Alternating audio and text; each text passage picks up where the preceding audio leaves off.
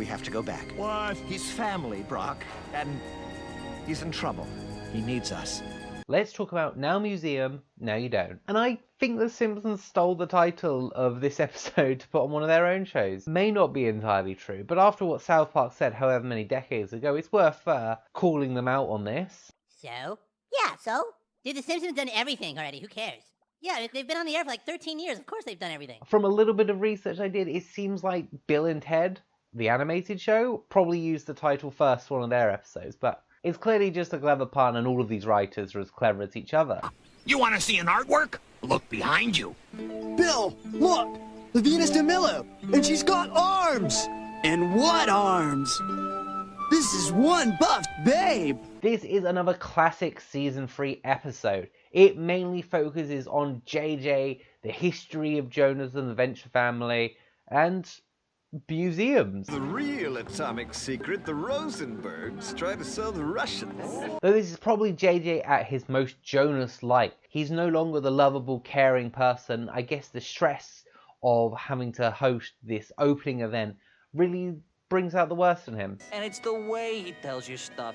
Like he's saying it all nice, but then he's really sticking it to you. He's telling everyone what to do, trying to impress strangers, and doesn't even have the time for Sally in this episode. Listen, can I wait, hon? No, it cannot wait. You've been ignoring me the entire night. It's probably the most like his father he's ever been. I love all the references in this one. It's a great episode. So let's jump into it and go Team Venture. The episode starts and we see the original Team Venture taking over Spider Skull Island. Go, Team Venture! A group of villains, the Fraternity of Torment, have kidnapped Rusty. Behold! We will feed his boy to my ravenous piranhas! Jonas has gone deep undercover. Dr. Fanadragon. Jonas has gone deep undercover in an only very racist disguise to get back his son from what is clearly the villain's lair from Live and Let Die. And to the first ever summit of the Fraternity of Torment! Except it's not run by Ernest Blofeld, it's run by Scaramantula. See? Tarantula? Scaramantula! And Manator and Brainulo, his two partners in this crime. Manator, Brainulo, your deformity has... Not a deformity. Somehow Jonas's disguise manages to hold out long enough for the rest of Team Venture to show up.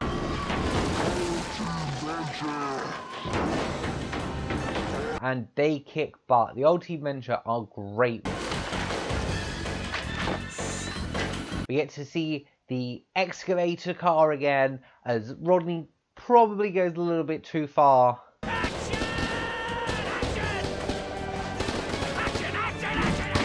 Though I don't know how much we can blame him, he has hopped up on super soldier serum from Jonas at this point. It's not like he ever took it too far. Here's something. Rodney killed a baby once. Scaramantula manages to escape, but his collaborators are captured.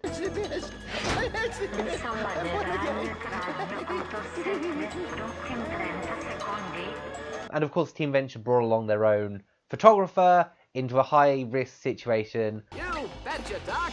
Okay, everyone, say go Team Venture. Go Team Venture!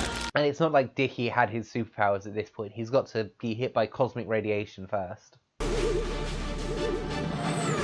The villains in this episode are so good. The ways they've just not really changed over the years. Tonight, the Fraternity of Torment will have its revenge. Scaramantula spends every minute of this episode trying to antagonize Team Venture as much as he possibly can. Diabolical sons of bitch! It's killing them. Our line is longer than theirs. Look how they keep looking over.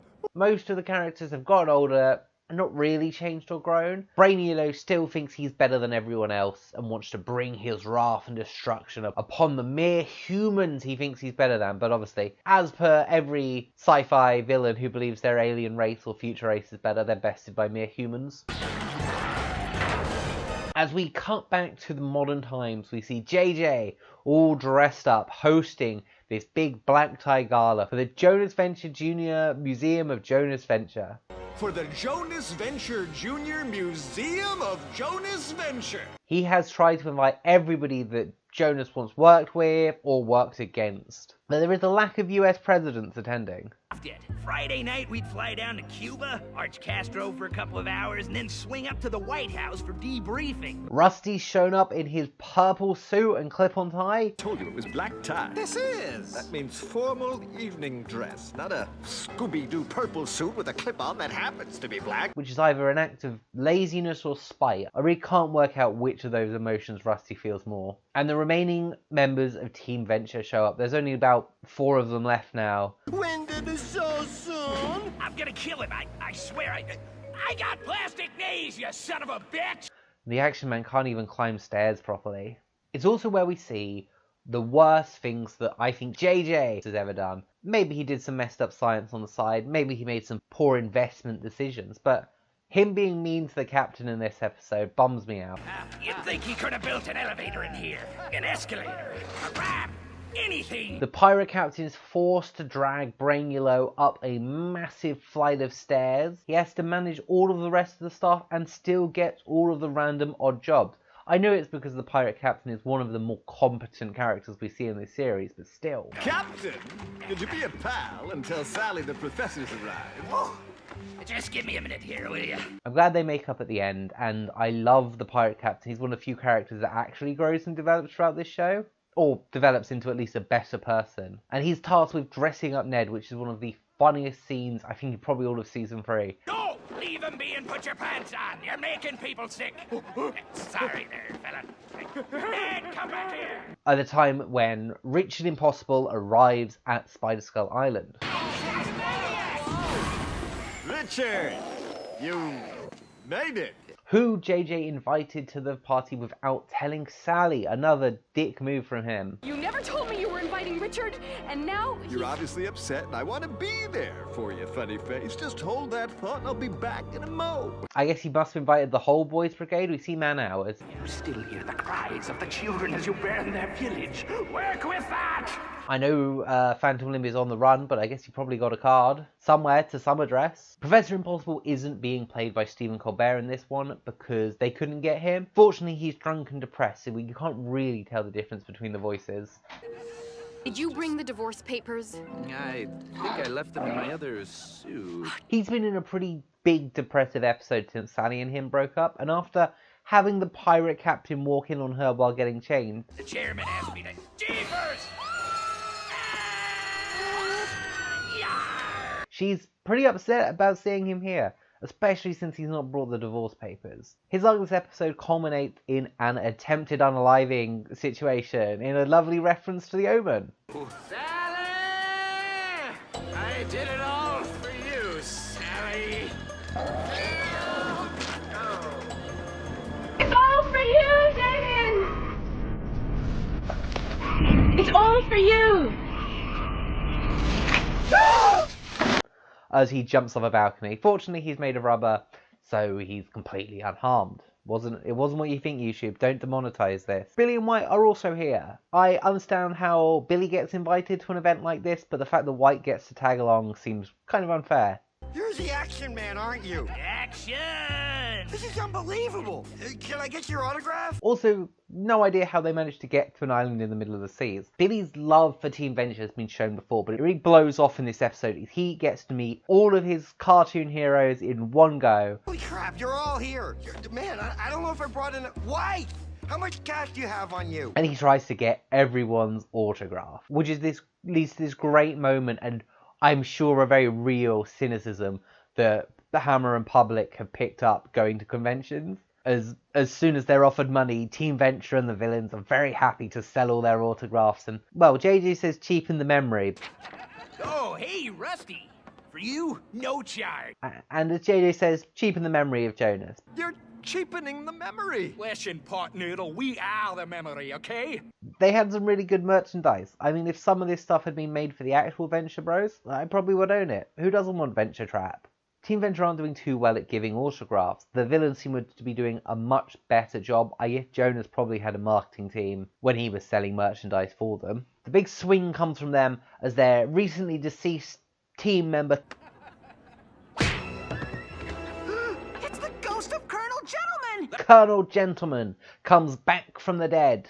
You're supposed to be dead. Nonsense, I'm an ox! It turns out he was just in a lovely diabetic coma. You boys must have happened upon me whilst I was in the throes of a diabetic coma. And after punching Rusty in the face for what he did in Dr. Quinn Medicine Woman, he helps to boost sales by bringing out his new autobiography. Hey, you can read all about it in my memoirs.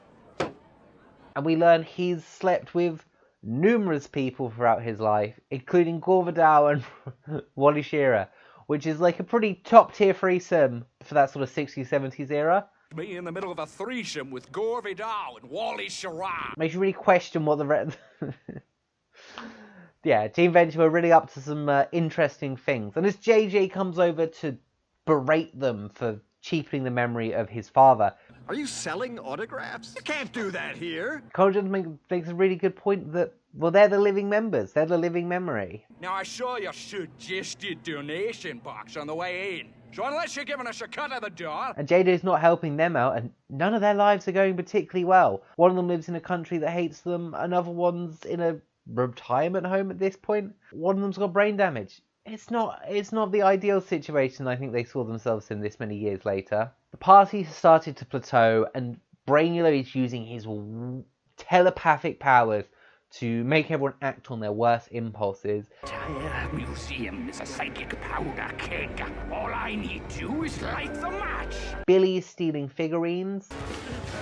White talks about his sexual fantasies from Growing Pains.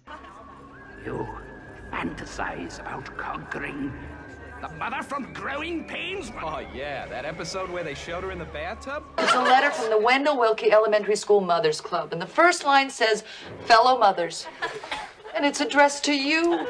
And Hank licks frozen Ukuk statue in a lovely tribute to A Christmas Story. Yes! Told ya! But since JJ tries to recreate the old photo originally taken on Spider Skull Island, the tensions begin to boil. All right. You got it, Hector? Okay, come on in here, Swift. The captain is asked to be Ukuk. Okay. Oh, wait, Cap. Take your shirt off and slouch. You're supposed to be a caveman. And he makes some unfortunate comments, some accidental unfortunate comments that land him with a smack in the chops. And I'm tired of being your dang-blasted trained monkey. That's for calling Ukuk a monkey. So he stands up for himself. Now who feels like being a pirate again? Yeah. He leads his pirate crew on a revolt. Ahoy there! Listen up, all of ya! We're taking this ship! Yeah! Yo ho ho! Which is immediately intercepted by the original Team Venture. They may be old, but they can still kick some pirate booty. Rusty and the family decide this is probably when they should leave. Boys, come on, we're going. When you're not the centre of attention, it's really easy to see these tensions boiling and arguments breaking out. In a minute now, stuff's gonna start blowing up. Guys will be throwing each other and other guys. You know when you're not the one in the middle of it all for once? It's actually totally, completely obvious. So they make the smart choice to sod off. Good call. And as the fighting continues, a rogue bit of debris smacks the projector. And we get what JJ had set up for the main event, a really, truly heartfelt moment from Jonas Venture. Probably the nicest thing he's ever said.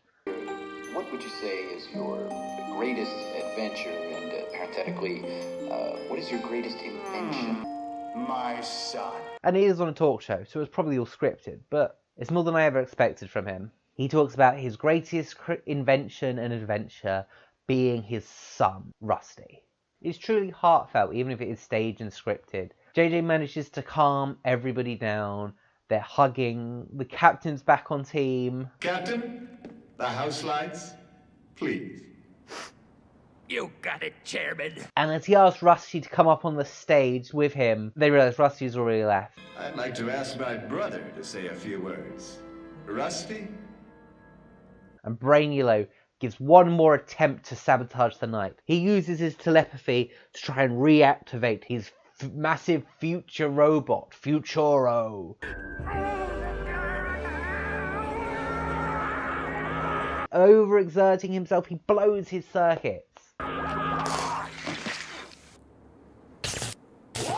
He activates the self-destruct sequence. Him and Scaramantula managed to make a quick escape. That was totally worth crapping myself in front of it. Scaramantula had a lot of practice doing those stairs. Let's go! We come back to fight another day! Everyone goes into panic. Rusty and the boys have escaped. Team Venture aren't sure what to do. We have to go back. What? He's family, Brock, and he's in trouble. He needs us. And Rusty has a heartfelt moment with Brock where he talks about going back to save JJ because he's family. Get the fuck out of here. Had you going for a minute there, didn't I? And the episode ends and the countdown is still ticking for this self-destruct sequence. The credits roll. In our after credits scene, we get to see the hero of the day. It's Richard Impossible. And congratulations, cheers, praise are all given to him. Oh, Richard, that was one of the most selfless things I've ever seen. And in the dark, true cynicism that is the Venture Bros, the pirate captain knows what really happened. This was another suicide attempt from Richard that went poorly. Because he's a rubber man, and he can't kill himself. Tell the truth. You was just trying to kill yourself, weren't you? So yeah, on that happy note, I'll catch you next time. Go Team Venture.